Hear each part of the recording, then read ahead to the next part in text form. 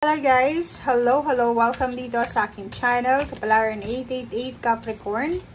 Capricorn, ito ay next 3 months reading, general reading from June until August, June, July, August 2024. Para ito sa inyong lahat. I hope na makuha mo ang energy, Capricorn. Wow! Number 3, 3 of Wands, 3 of Fire, and then the Dreamer, 0 the Fool. So, nakikita natin dito guys, meron kang sisimulan. Kung makikita mo dito, may pinto dito na magbubukas para sa'yo. Pinto, gateway. Or kung ano man tong opportunities or possibilities na posibleng makakatulong sa'yo para mag-improve yung buhay mo. Okay? So, leap of faith to. So, kailangan mong maging courageous. Kailangan magtiwala sa sarili mo. Kasi ano to diba, Capricorn? So, etong 0 the Fool na to is parang step 0 to sa buhay natin. Okay? So, pagbabago siya na kailangan mong simulan kahit hindi ka sigurado. So, sa leap of faith, make sure na handa ka. Handa ka sa mga consequences. Handa ka sa result. It's either positive or negative. Huwag kang matatakot. Okay? And number 3, so sinasabi ng barasa dito na 3 of Wands, siguro matagal mo na itong hinihintay. Okay? Ang tagal mong naghintay.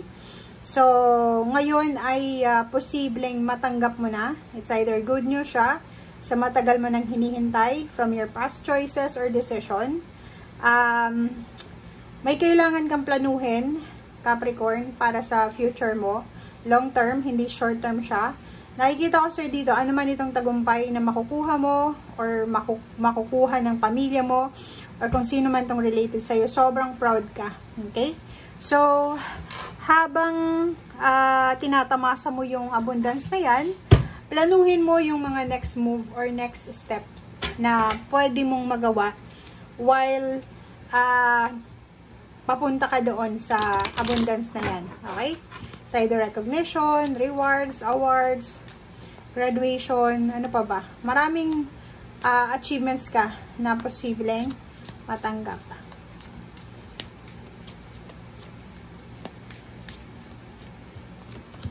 Okay. So, number 20, number 22, 222. So, it's a balance number, right direction, nasa right timing ka. Okay?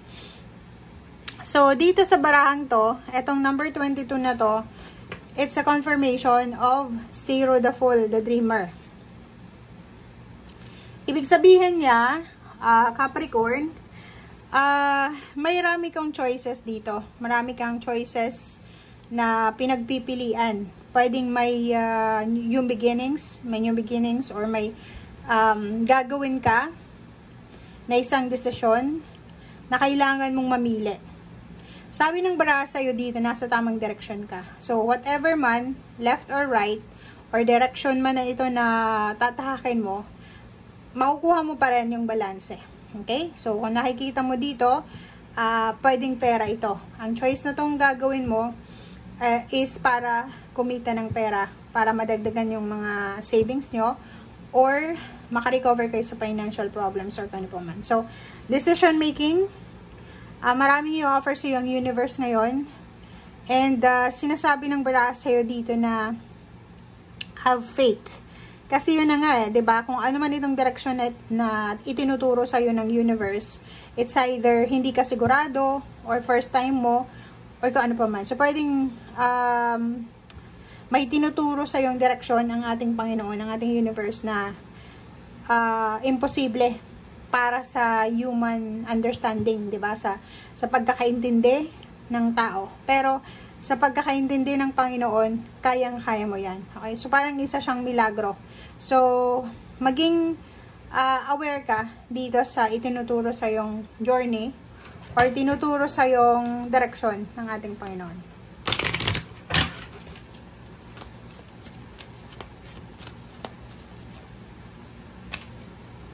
Okay. So, self-love, love yourself. Wow. Nakakaloka. So, sinasabi ng baraha sa'yo dito na wag mo din nakakalimutan ang sarili mo. Like, kung ano man itong options, kung ano man itong decision making na gagawin mo for the next 3 months, June, July, August, make sure daw na ang decision making na to is makakabuti para sa'yo. Hindi ito makakasama para sa'yo. Okay?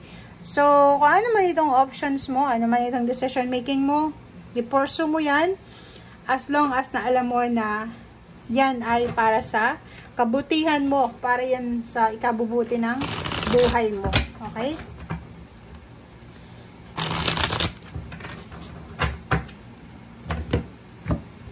Ang nakikita natin dito, may mga Capricorn na natatakot kayong mag-fail. Kaya, medyo nag-hesitate kayo dito sa landas na tatahakin nyo. But, sabi ng baraha, huwag kang matakot.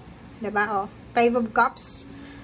Para hindi ka magsisi sa bandang huli, sinasabi ng baraha sa'yo dito, lahat ng gagawin mong decision making for the next 3 months, make sure na alam mo kung ano yung consequences. Or kung hindi mo man alam, i-let go mo siya. And, isipin mo na leap of faith to. Kung ano man ang ibigay sa'yo ng universe, tanggapin mo. And, sinasabi ng baraha, huwag mo nang patagalin, huwag mo nang ihang. Huwag nang mag-procrastinate, diba? Yung palagi ka na lang na nadidelay, dinidelay mo yung sitwasyon, yung decision making kasi natatakot ka. Dito sa barahang to, sinasabi na para hindi ka magsisi sa bandang huli, para hindi mo maranasan yung 5 of Cups sa huli, gawin mo kung ano yung nararapat sa ngayon. And, as long as na alam mo sa sarili mo na ikaw yung nagdesisyon. And ang decision making na to is ginusto mo siya. Okay? So, medyo makakaramdam ka ng stress. Okay? Makakaramdam ka ng stress, makakaramdam ka ng confusion. Hindi dahil sa problema to. Ang confusion na pwedeng maramdaman mo is, pwedeng maramdaman mo dahil sa ang dami-daming offers, ang daming blessings, ang daming biyaya na ino-offer sa'yo ang universe. So, syempre, pag sobrang busy ka, marami kang obligations, duties, responsibilities, talagang mapapagod ka or ma-overwhelm ka sa kung ano man to na gagawin mo. Kailangan mo daw ng focus. Mag-focus ka lang sa kung ano itong gusto mo. Okay? Sabi ng baraha sa'yo dito, mahalin mo ang sarili mo. Mag-focus ka sa sarili mong benefit. So, ibig sabihin, ano man itong decision making na gagawin mo, make sure na gagawin mo siya dahil sa gusto mo. Okay? Hindi ka na pressure or hindi ka man lang, walang sino man ang makapagsabi sa'yo, makapagdikta ng decision making mo. Okay? And wag kang masyadong emotional sa decision making na to, Capricorn. Make sure na kung magde-decide ka man, tatagan mo yung kalooban mo and make sure wag kang maging emotional. Yun yung kalaban mo dito is yung emotion mo. Okay? Thank you guys and see you again. Bye!